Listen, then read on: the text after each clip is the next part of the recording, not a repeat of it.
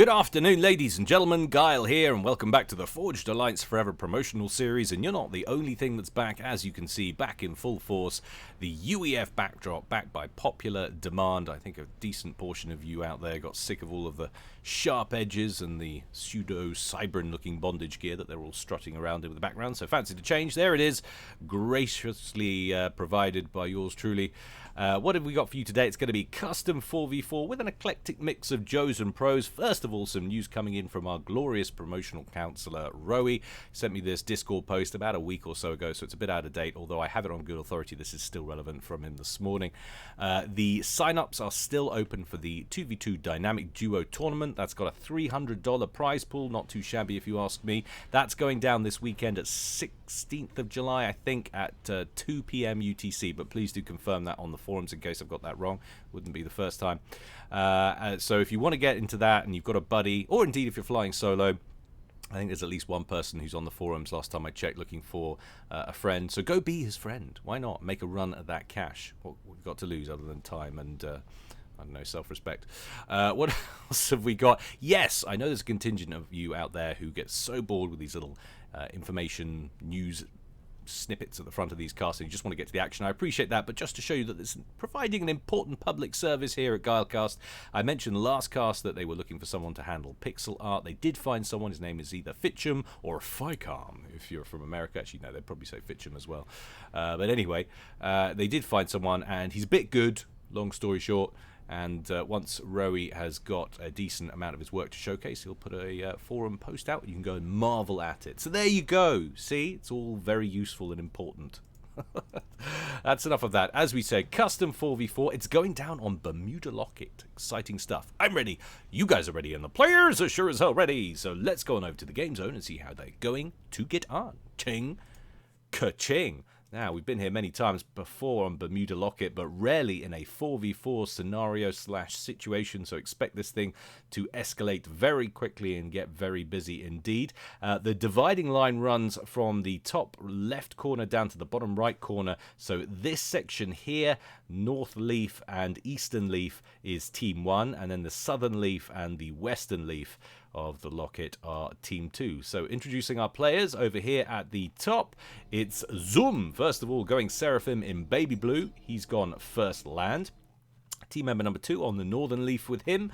In electric blue, it's Plunger Noob. He's going Aeon, opening first land. Down here on the Eastern Leaf next in this season's fabulous Vivacious Violets, it's Focotya. Focotya almost sounds like something a bit rude, but it's not, I'm sure you. He is going Aeon, opening first land, second air. Team member number 4, last of all down here for Team 1 in Cyanide Cyan, it's Just Q. And he is going UEF, opening first land. Now let's check out Team 2 down here at the bottom. Starting with the Reds in Ferrari Red. First of all, it's Magnet going Cybran Blessing, opening first land. Team member number 2 for Team 2 over here in Burgundy Red, it's Will-O-Wisp, also going Cybran, also opening first land. And now over onto the Western Leaf up here. Team member number 3 for Team 2, another Cybran, it's Storm Lantern in Halliborange Orange, opening first land. And last but not least for Team 2, over here in Mellow Yellow, another Cybran, so it's an all Cybran affair for Team 2, how ghastly. It's Superintendent Charmers, or it should be, but it's not, it's just Superintendent. And he is opening first land, if we didn't say that already. Can't quite remember. Game quality at 96%. Pretty darn good, as you would expect it, because this is actually... I've realized I've written custom. It's actually not custom. It's Team Ladder. And as such, full share is on, because they've... Can you believe it? They've taken away the no share option on Ladder, because apparently nobody was playing it. But isn't that just... Ugh. I don't know. It's very 2022. The crisis and war on masculinity continues. That's all I'm going to say. So what have we got? Zoom now going for an air factory. We seem to have a lot of air factories as the second option. I imagine that's going to be pretty consistent with the meta. Lots of naval yards queued up there for, I believe, Plunger Noob. Is that the engineer that's on his way? He's going to scoop up a whole ton of the large boulders on his way over there before producing or starting work on trying to produce some 9 naval yards? Have we got naval yards queued up for Team 2? Not as yet, so that could be them falling behind on that side of things if they don't get to that pretty sharpish. As you can tell, if you haven't been here before, those of you who have seen games like this, it is essential to get a strong naval game going, because these causeways, the only routes to your opponent's bases over land, other than amphibious warfare, of course, which is obviously not over land. Yeah, yes, there is a little bit of shelter here and there by these rock formations, but essentially it's wide open. So if you can get a decent fleet together and dominate the center of the Locket, then you can cause all sorts of problems. What have we got here? That looks a little bit like a ghetto gunship out from Focaccia. Where's that going? It's a chariot, not fully laden. I'm not going to say he's rushed it a bit. He wanted to get it out as early as possible, presumably before there was too much going on in the air game from the Southern Leaf members of Team 2, and allow this chariot to get maximum damage. But this is coming on straight over to Magnet's base. Magnet's comm well out of there. I don't know where he's gone. He's already up on the causeway over there, but the ghetto gunship comes into range, immediately starts wailing away on some of these engineers. This is going to massively affect the build capacity output for Magnet in the main base. That looks like it's 4 engineers down so far. There's a 5th. There's a 6th. They are hurriedly working on an anti-air turret, but that's not going to get completed as the last engineer goes down. I think 6 or 7 engineers dead so far, and it's still not taken a shot, this chariot. It looks like we might have an interceptor, though, inbound finally, and it's from his teammate just over the way there from Will-O-Wisp. Immediately locks onto the chariot, and now also we've got a Sky Slammer out from the land factories. The chariot is going to get shot down just in time to see some support turn up just a little bit too late. I don't think it would have turned the tide of battle, though, had it been much earlier.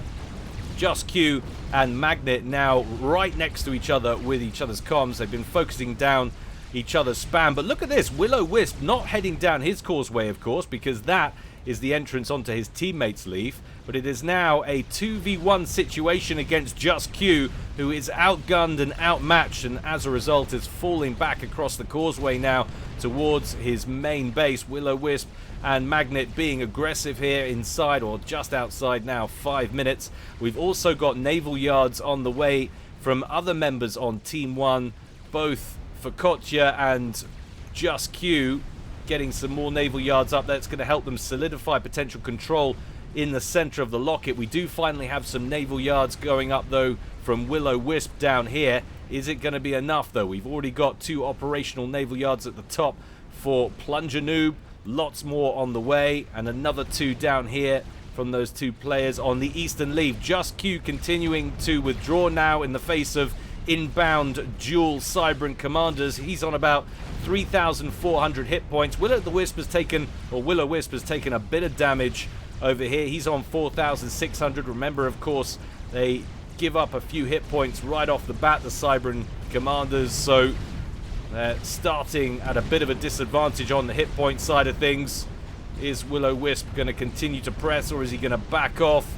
He's letting Magnet take a little bit of the lead. Magnet, though, drops back, and engineers over here working on point defense. That will surely be enough to keep these commanders out of this main base for Just Q, at least for the time being.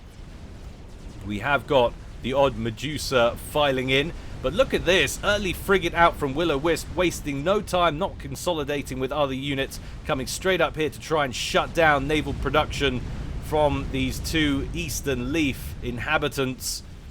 We're getting a Sylph submarine out from the naval yards from Plunger Noob in the north. Superintendent now, he advanced up the causeway towards that northern leaf, but he is now on the run, and he's only got some 4,200 hit points left as he's being bombarded by 5 Zuis, which are preceding the advance of Zoom's comm. Superintendent needs to get a little bit of a wriggle on, perhaps dodge left and right. He's doing his best Rickon impersonation. Down to 2,000 hit points, 1,800. Oh my goodness, show us some micro, please. But he is passing Storm Lantern, who's currently anchored to the spot on a T2 upgrade. But that should be enough to provide him a bit of cover now. 60% done on that upgrade. Superintendent, despite still being very, very peaky on health, does turn around. And now that Zoom has lost his Zuis, He's going to back off slightly. Superintendent takes the opportunity to help assist that upgrade and get his teammate moving again. Of course, as soon as that's completed, he'll be able to throw down emplacements and then properly shut down this attack from Zoom. You can see straight for a Tech 1 point defense. That's going to complete very quickly indeed. There it is, and now Zoom will surely have to withdraw. There goes a second T1, a third one on the way, and a couple of Cerberus turrets behind it will surely secure the position. But what's this? Uh-oh. Mercy guided missiles out from Plunger Noob. How many is he building? Well, there's 2 on the field. Looking for a potential snipe here against Superintendent, who's still looking very, very peaky indeed. And they'd queued up a shield gen, but they haven't gone for it. And they haven't got any flak at all. Flak would absolutely crucify inbound Mercies.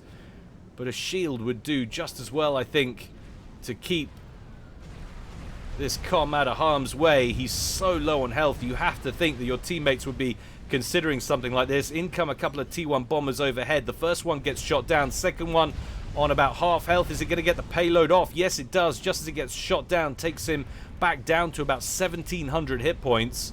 Zoom still lurking just up over here. We're now up to 4 Mercies. That's overkill. He could send those in now. I'm pretty sure they would make it through. Just trying to have a look to see what we've got on the flak side of things. Not a great deal, it has to be said. Superintendent, though, looking like he might journey back towards his main base.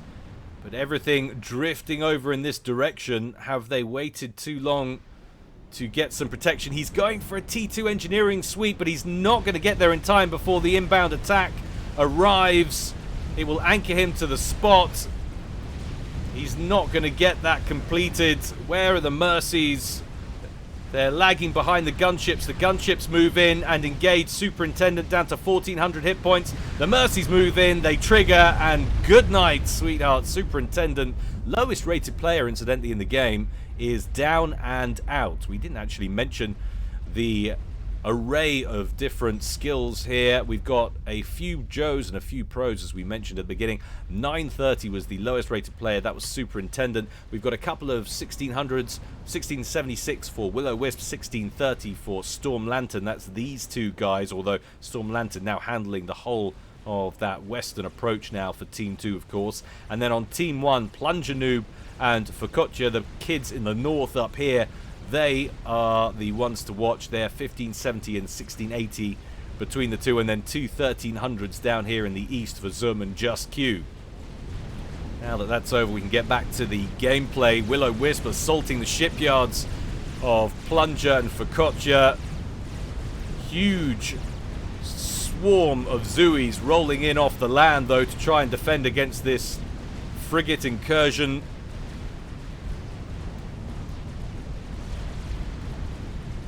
Some of these frigates very badly damaged in that exchange. This one here down to just 40 hit points.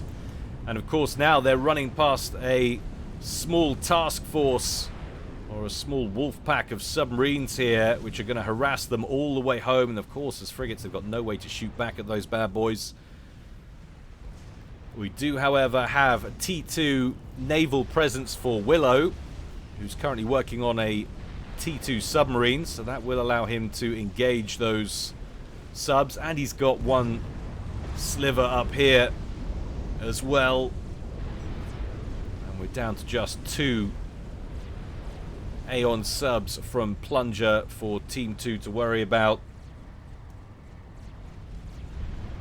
Things have settled down just a little bit after the very hectic opening stages.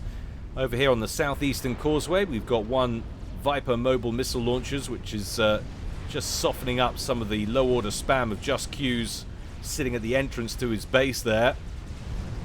Wow, look at the frigates though that have made it through. Is he still working on that first Barracuda? I think he might be. He does complete it. It will tear through those subs pretty quick, but will he manage to hang on to that T2 Naval Yard HQ?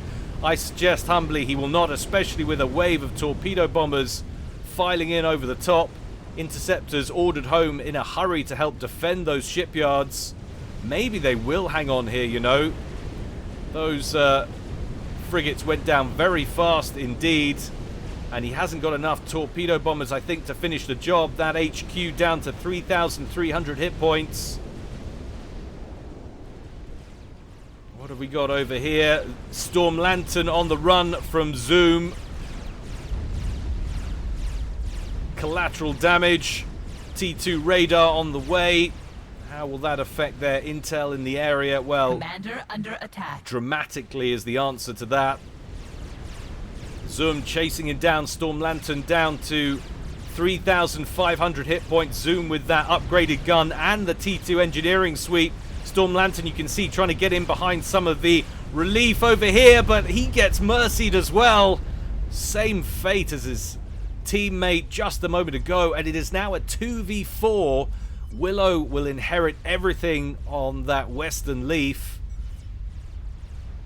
And it is now up to him to get control of the situation, but it's not looking good. Zoom tearing his way into the remnants of Storm Lantern's old base. And Storm Lantern, of course, was the other pro, or one of the other pros. Magnet technically a pro as well, just over that 1,500 threshold.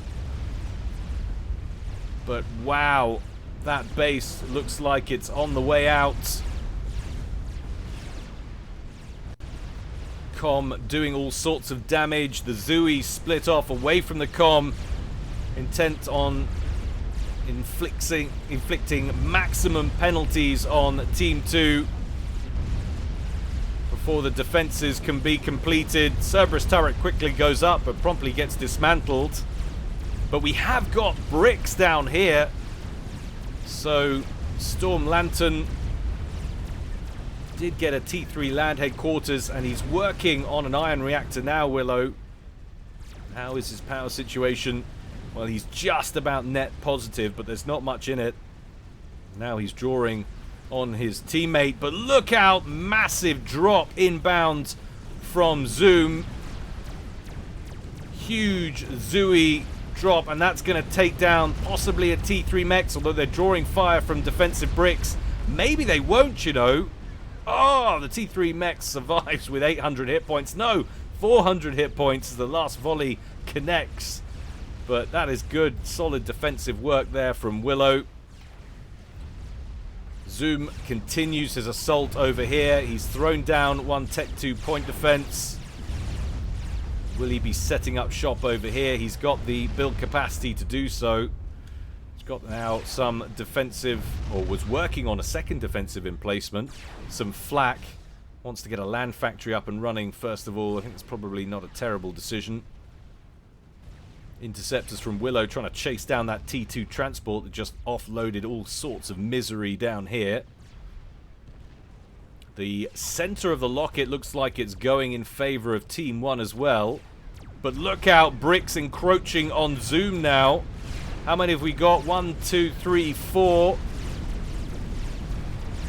Zoom with that gun upgrade. Does he have overcharge? He's taking a lot of damage here. He's very low on power. Doesn't have an awful lot to spare, so overcharging is going to be a problem. You can see he's backing up away. Has he overextended here and got himself in a real pickle?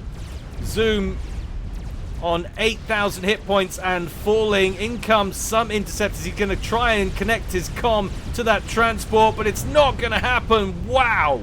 Willow pulls a kill back for Team 2. Zoom, who looked like he was pretty solid back over here, if he'd have got some more emplacements down, then he might have been able to fend off the attack from the bricks. The presence of the bricks from that little incursion by his Zooeys should have made him wary, but I guess he was feeling pretty invincible after dispatching his two opponents on that northwestern causeway a little bit earlier, although obviously with some help there from Plunger, who now inherits all of his stuff and is in charge of the entirety of that northern leaf. T2 presence building, though, in the center of the Locket for Team 1. And it's got to be said, there's not a lot. I know I was potentially wrong a while ago about how long that T2 Naval Yard HQ for Willow would last. But I don't think I'm wrong about this one. I think this is looking unconscionably bad for Team 2 in the Locket, in the center of the Locket, in that pond. T2 Mexes, ouch, on the causeway, getting killed off by that fleet in the center. Let's stop for a moment and take stock of eco. In terms of total mass accrued, Team 2 actually ahead by almost 20k. In terms of generated eco, Team 1 comfortably ahead, 355 to 252. That is a significant advantage, which could only grow if it's not subject to some dramatic change in fortune. And indeed, as we said, it looks like those naval yards are going to succumb to that naval pressure from Plunger. Bish bash bosh. Got yourself an industrial free coast right there as those naval yards capitulate to inbound fire. Magnet has also been fighting a bit of a losing battle on this causeway. Where did Willow bring his comm? So his comm was pulled all the way back after that strong pushback against Just Q at the beginning. They yielded the center of the causeway, and now Magnet finds himself facing off against some of the inbound fire from this fleet here and trying to defend his base. However, for the moment, Team 2, the only people to make a play for the naval side of things on the outside of the Locket, mainly because that's their only play right now on the naval side of things. They're not getting back in to the center of the Locket. There is, however, one T2 naval yard operational for Focaccia over here. He's just spouted out a destroyer which is inbound down here, but he will be facing large odds from a navy which is more well established for Team 2. Just Q taking some fire. Oh, but he might be in trouble. 3,600 hit points. Inbound fire from a cruiser and a Salem and a Siren down there. 2,000 hit points. Can he find cover? Can he get a shield inbound? Can he find something to kill those vessels off before we get a second clawback kill from Team 2? Down sub 1,000 hit points now. 700 hit points left. 600, 300, 100. Boom, baby! And that one's got to feel good for Magnet. Releasing the pressure somewhat. Uh-oh, but look out, Willow's main base under threat now, not just from the naval pressure in the bay, but also from some gunship pressure brought to bear by Plunger Noob. They've managed to take out the ion reactor.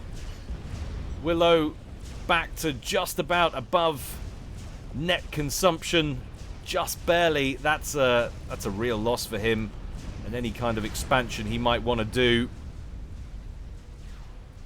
Ouch. Ouchie, ouch.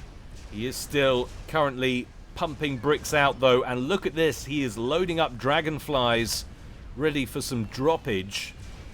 I'm assuming it's combat droppage and not just airlifting them to reinforce something. You cannot be defensive at this point. Your main base, under severe pressure down here, looks unlikely to hold, although it has to be said, these cruisers finding it real hard to break through the shield with all of those zappers there, taking down those cruise missiles. But surely it's only a matter of time, especially with direct fire from those destroyers weakening that shield. We do have cruisers out here lobbing fire in towards the main base up here for Plunger, although some torpedo bombers dealing with those. Dragonflies amassing, however, and look at this, we've got a little stealth unit on board. Siva or whatever they're called. It's been a while. That will help hide at least some of the presence of that drop.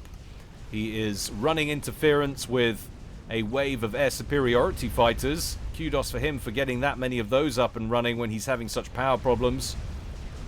How is his power looking now? Well, it's looking a little bit better. I'm not sure where he's producing it from. He's got one iron reactor up here, but look at the inbound missile fire that's going down on his T3 land HQ. This is one big advantage he's got over his opponents right now. He does not want to lose that.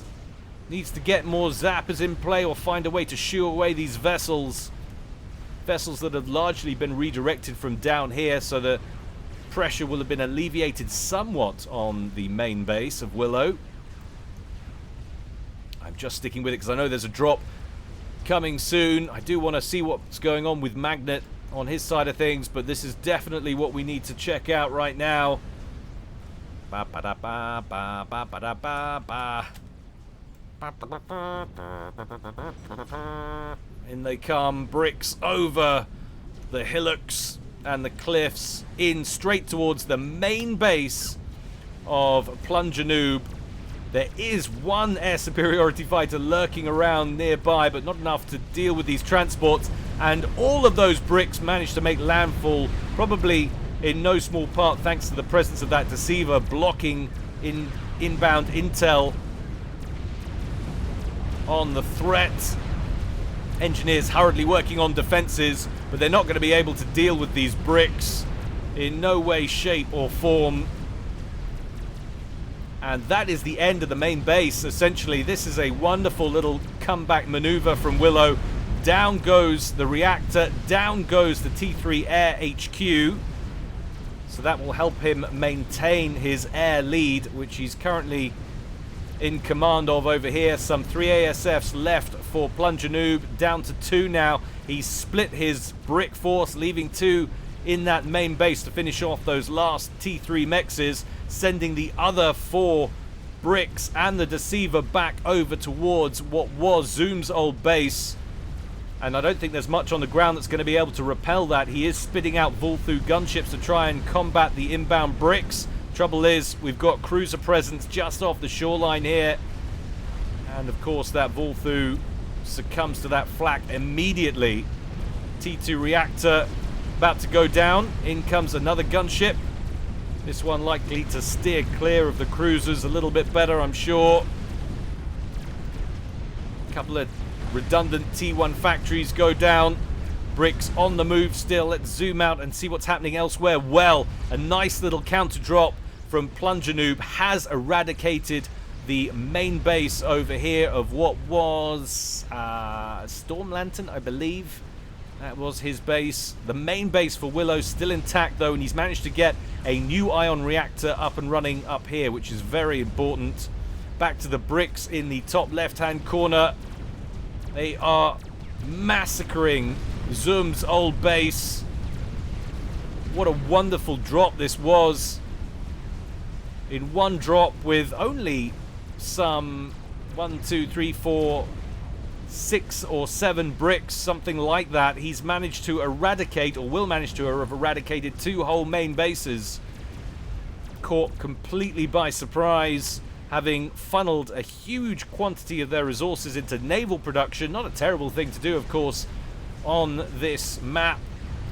Get enough naval presence, you can shut down any threat coming down across the causeway and bombard your opponent's bases, but of course it does not protect you from drops, and as a result, Willow has thought around the problem and has dispatched 2 whole bases. What a wonderful maneuver that is. Checking in now with our mass totals. Team 2 is on 177 mass per tick. That's Magnet and Willow. Part of that might be because Willow is power locked, although he's getting control of his power grid back. And that's crawling up over 200 now. Team 1 up over 300. There's still about 100 mass differential. The infrastructure over here on the eastern leaf hasn't really been touched yet. Look at the sheer quantity of cruisers, though, lobbing cruise missiles in towards the main base. Shield protection is starting to buckle. More zappers, though, going up all the time for Willow, who is keeping up really well, while at the same time directing offensive drops against his opponents. And he's got another one brewing over here. Again, bricks loitering behind what ASFs he has access to. Are we going to see a little drop into the northern section over here of the eastern leaf? For Kocha bringing his commander over in this direction down the causeway, and then changing his mind and says, no, I'm going to go and hide under the water. What have we got here? Another drop, this time from Focaccia, who's bringing in loads of T1 spam. Interestingly, though, they're not artillery pieces. It's all T1 tanks. It's going to have low damage output really should just be focusing down the shields. That will help the most. And there's the attack order. So that does help weaken this base. Needs to do something about the zappers, and then he'll be able to break through with this ungodly spam of missiles he's unleashing against Willow. Magnet, for the time being, hasn't really felt the wrath so much. He has got some inbound missile fire and some zappers dealing with it. Destroyer over here, trying to breach through against the Magnet's eastern coastline. Another drop inbound from Focaccia. This game is non-stop action. Bricks make landfall to the north of Focaccia's base. And that's going to be the power grid for him assassinated. This could really cause problems for Team 1, who looked like they had this in the bag a moment ago. All of the power generators belong to us. What's that done to the power grid? You can see his reserves tumbling there, and there he is, bingo on energy. Magnet with some shield protection now for his commander. Willow's base has certainly looked better. He's still got his iron reactor though. Cruisers up here in the northeast, engaging some of these destroyers who don't seem remotely concerned about their presence. Instead, they're trying to lob inbound ordnance in towards these bricks. They have managed to damage these bricks. You need to get up there and wipe out that air HQ once they've dealt with this land factory HQ. Shut down T3 production altogether from that base if they can. Plunger Noob took some fire on his comm though. He's down to 3,700 hit points. Oh, but look out! One massive wave of cruise missiles out from cruisers over here, redirected on towards Magnet's comm, and he was just far too slow to react to that. What happened to all of his TAC missile coverage? I guess it got taken out down here by these cruisers and destroyers. So now it is a 2v1 Willow versus the world.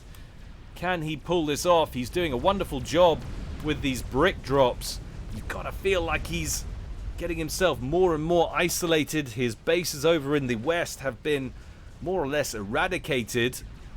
But look what he's done to the power grid. Look at the mass output from Team 1. Focaccia putting out 40 mass. Plunger Noob putting out just 12. Both of them power locked. Willow on 170. I can't believe it, but he's out producing them. If he can just hang on, he might actually be able to outlast them. He did lose his T3 land HQ over here. That's going to hamper his ability to perform more drops. He has still got an air HQ, but he's lost his iron reactor. Is he somehow still afloat on power? No, he isn't, but he's still massively outproducing his opponents on mass. And to me, that just speaks of how many mass extractors he has destroyed. And the bricks over here are still going from that drop that happened on the north of this eastern leaf. They are still going. 2 of them remain, and they are now making a push on what was just Q's old base. You can see low order Zui spam here, or Lobos rather, sorry, being retracted from the causeway to help defend against those 2 bricks who've been doing such a wonderful job. Another drop inbound. I don't know where he's getting these bricks from. Going straight after Plunger Noob. Plunger Noob, who's desperately trying to get his power grid back up and running. The bricks get airdropped right on top of Plunger Noob, whose hit points are now the only thing that are plunging. He makes a play for the water, but bosh! Down Plunger Noob goes, who finds out that Will-O-Wisp is the turd that won't flush. And then there was one. It's Focaccia versus Willow. The bricks over here facing huge quantities of Lobo spam. As long as they keep on the move, they should be able to outmaneuver that inbound fire. But the main base for Willow over here still taking huge quantities of naval fire from this little beach over here. And also we've got a presence on the outside of the Locket as well. Magnet's old base still relatively intact. No access to T3 land as yet, but we do have T2. Unless, of course, there's another T3 land headquarters that I'm missing somewhere. I don't think there is. I was surprised to see that other drop against Plunger, though. Just wow. I cannot believe this game. This game has been mental. It has been all go from start to finish, but it's not over yet. The main base has almost been eradicated. Down go T3 mexes. The zappers can't keep up with the missile spam. Ion reactor will be next, or perhaps that last T3 mex. He's running out of build capacity to build more zappers as well. Spy planes out. He's discovered the commander and that one brick over here, which is very badly damaged, launching torpedoes. That's what Willow can see. He's got spy planes out and he's got torpedo bombers. Will this be over with one quick dramatic assassination snipe? There's just one player to get rid of now, and he needs to make a play for it before his bases get taken out completely. He's just getting enough torpedo bombers together. Timing will be crucial. He's bringing his commander out away from the bases and into the water down here. There is now no inbound presence for Focaccia on the outside of the leaf. He has got factories over here. He's got destroyers all the way over here, but they're not going to get down here to threaten the comm in time, especially not if this is successful. Torpedo bombers away. That is what Will-O-Wisp can see. A real strong signal on the comms location. He picks up the commander in a transport to try and get out of there and promptly gets blown out of the sky by ASFs that were lying in wait. Wow. Willow just totaled everybody. Yes, he was the highest rated player on Team 2, but he wasn't the highest rated player on the game. That was Plunger Noob, who outranked him by some 4 global ranking points, or rather, actually, it's team ranking points, of course, this is because this was a team 4v4. But what a game. That was mayhem, start to finish. Absolute mayhem. Honestly, the way it was going for Team 2, once Team 1 seized the initiative in the central section of the Locket like that, I did not see it coming back for them. Yes, they did get ahead towards the end in eco production, but still, that sheer quantity of naval power in the center, so rarely do you see that work out better for the opponents that have lost naval control in the middle. Fantastic job, Team 2, especially Will-O-Wisp. There is absolutely no question who's MVP for this one. Well done, Willow. Well done, everybody, on what has been a marvelous spectacle. Really enjoyed that. If you enjoyed that and you want more, of course, and you've seen everything on the main channel, do not forget, guys, that the Patreon exists. We've got some 57 premium casts for a mere $1 a month. You also get access to Discord goodness, where you can come and chat to the little burgeoning community we've got going there. And on top of that, we've got something new and exciting coming in the pipelines, but it's all very super secret, so I can't tell you about it as yet. But a mere $1 a month, what do you spend that on after all? It's nothing, especially with what's happening these days with inflation. I mean, it does. What does it buy you? It buys you nothing, but it does buy you Guile love for a month. So go check it out, guys. Also, keep the replays coming in, and while you're down there, guys, while you're down there, love, like, subscribe, click notifications, and give me your comments and thoughts on that game, because I thought that was pretty sensational. In fact, I think that's my favorite game of 2022 so far. Thank you for the submission, whoever that was, and I will see you next time, guys. This is Guile, signing out.